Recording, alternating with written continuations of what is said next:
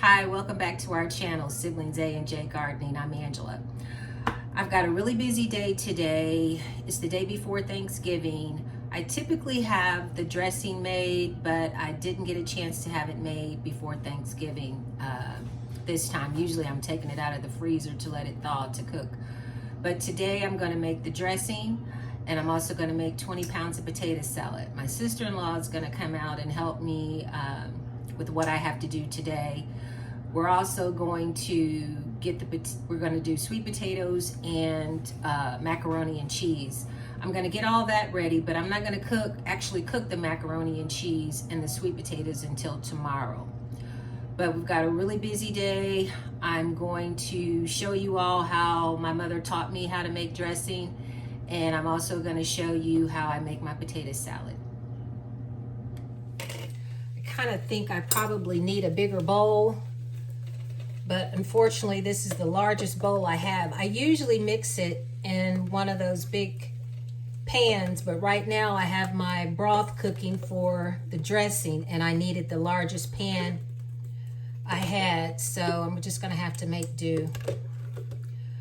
But I know I'm gonna use all of this jar of Miracle Whip and probably a little more of another jar.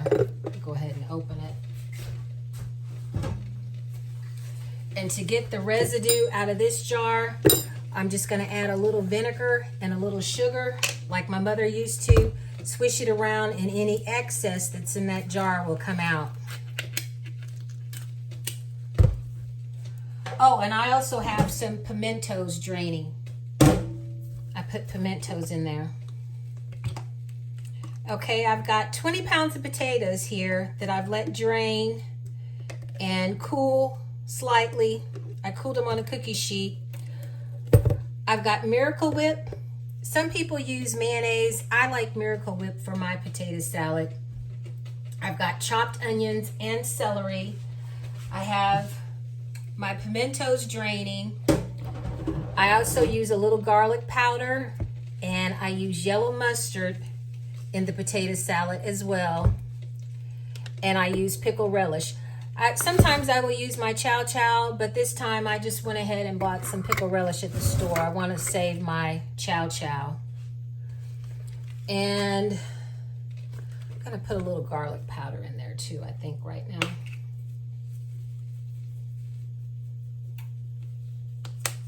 I'll go ahead and you all know I don't measure. It may look like a lot of mustard and Miracle Whip, but trust me, once you start mixing this, and I use my rubber gloves to do this, and like I said, I probably need a bigger bowl, but I'm just going to have to make do with this.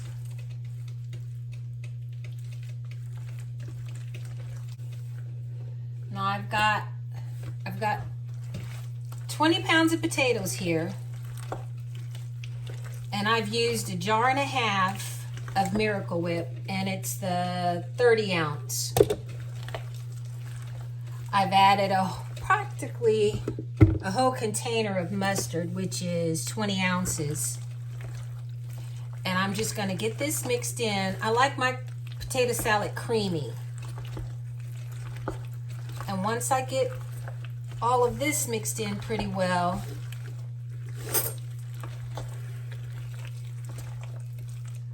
I'm gonna add the rest of my ingredients, which is onions, chopped celery,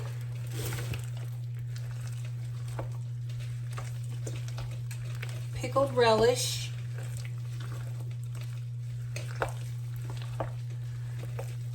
a little sugar and vinegar to taste, pimentos, and boiled eggs. And that's it.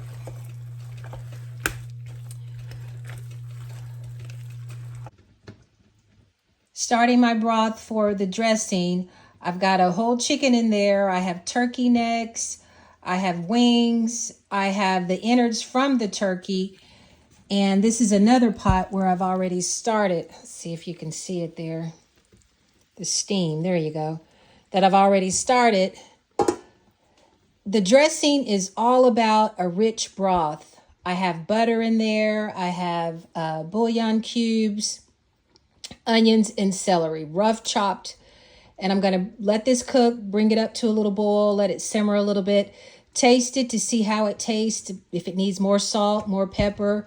I also put a little poultry seasoning in there, and I'm just going to let this cook down. I've already got my bread broken up. My sister-in-law did that and toasted that for me. I've got the cornbread, so it's just letting this heat up, and then I'll start mixing the dressing. I'm getting ready to start mixing the dressing. Right now I've got my onions in butter. I'm getting ready to add my celery. I've added to this mixture garlic powder, a little salt, a little poultry seasoning, and ground pepper. Okay, I'm getting ready to mix my broth in for my dressing. This is nothing but stale old white bread, and then I've got cornbread I need to crumble up and mix in with this as well. The mixture is still pretty warm, but this is what I do to soak the bread a little bit. And then I take a potato masher, because it's too hot to mix with my hands right now, and I use a potato masher.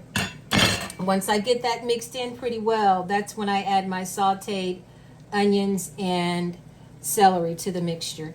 And then just season to taste, keep mixing. I like my dressing creamy, so I mix it a lot. Okay, I've mixed in my cornbread, got my white bread, stale bread. My sister-in-law toasted it for me. This is the broth that I've made for the dressing. I'm gonna mix it with a potato masher because it's a little too warm for me to put my hands in. And once I get this incorporated and mixed the way I want it, I'm going to put my sauteed onions and celery in here and then season to taste. I tend to not use much poultry seasoning because Mama always told me to be careful with this poultry seasoning because it's such a strong flavor. And I know some people are saying, where's the sage? I don't like sage, so I don't use sage in my dressing.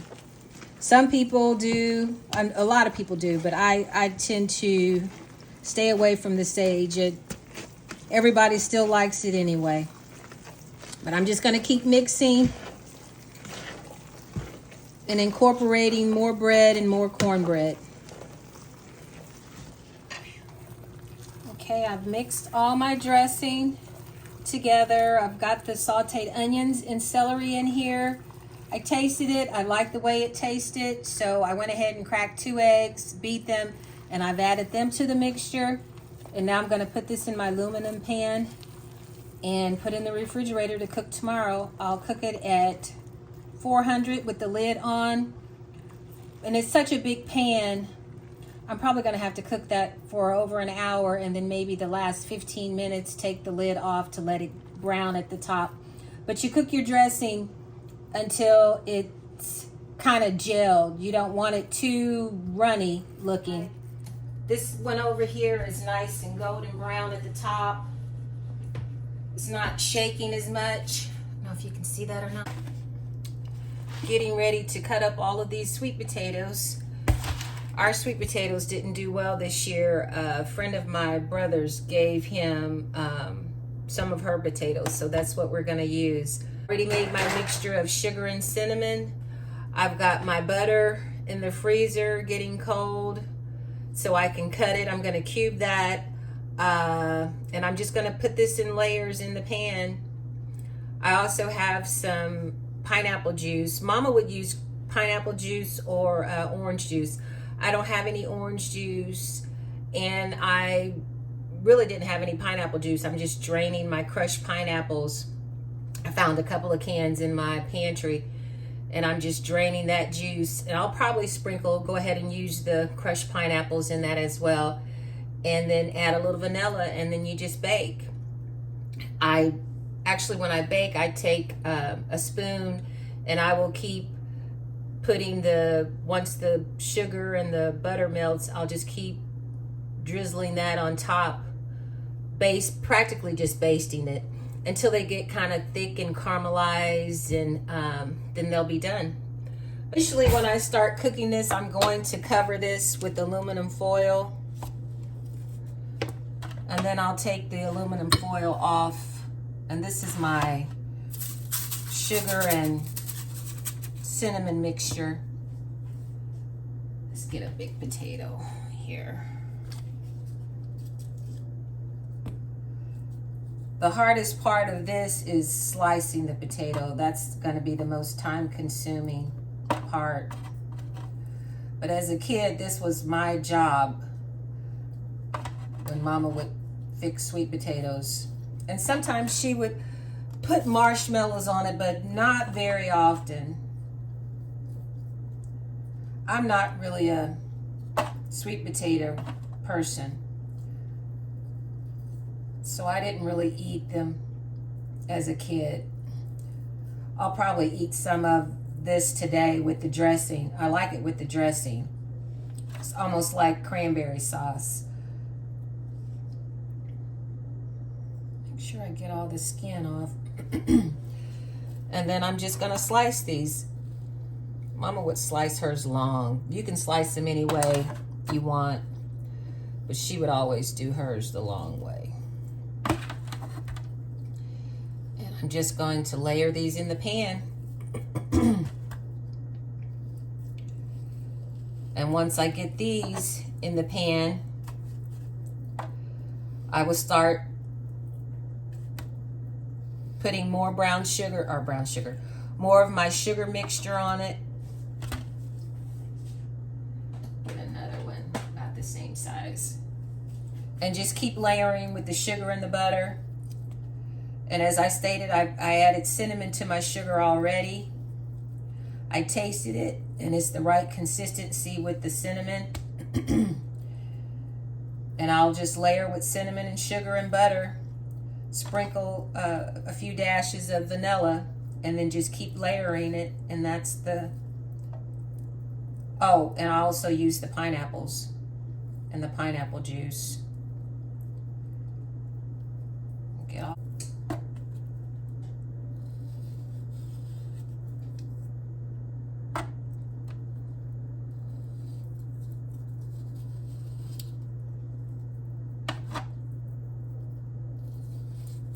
And I didn't cook these all the way done because they're going to cook in the oven. I didn't want them to be too mushy. And then I also have pineapples. Mama would use pineapples or pineapple juice, whichever. I've got a little juice here. And I'm going to use some of the juice, as well as I'm going to use some of the pineapple too. And I'm just going to keep sprinkling that on top and layering. Going to cook it at 325, 375, somewhere around there, with the lid on, and then I will take the lid off.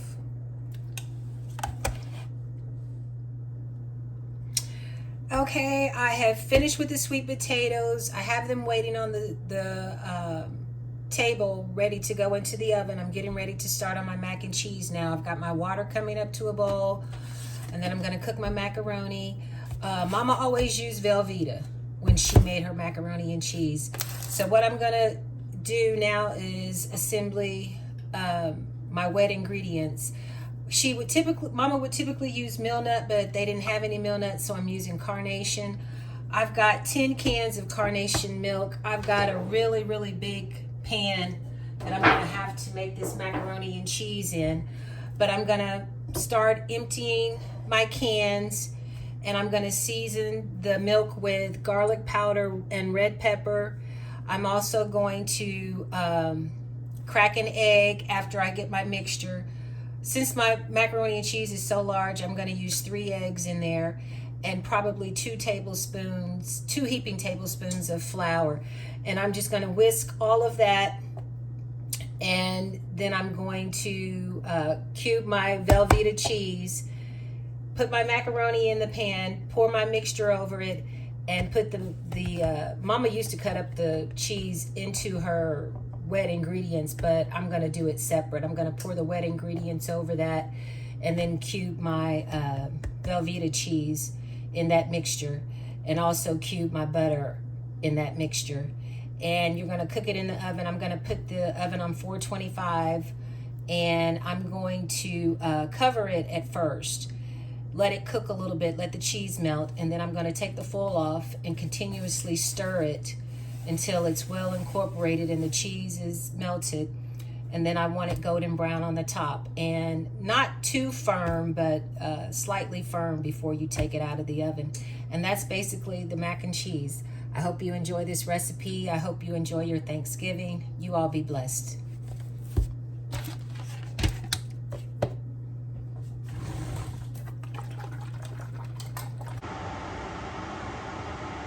Here's the mac and cheese. I'm gonna add more butter and more cheese and a little more milk, and then I'm gonna get it in the oven. We're getting ready to start our Thanksgiving 2024.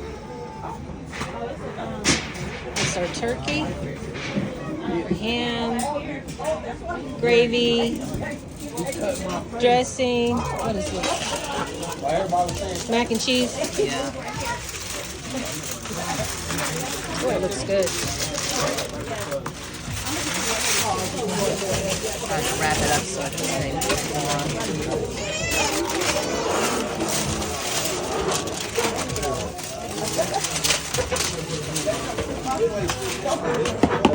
Sweet potatoes.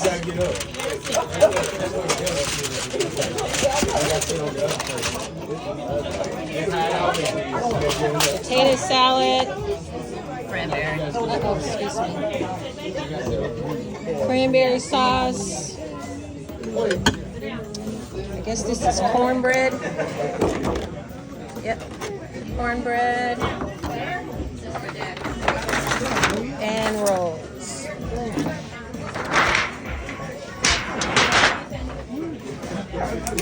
And the greens are on the stove.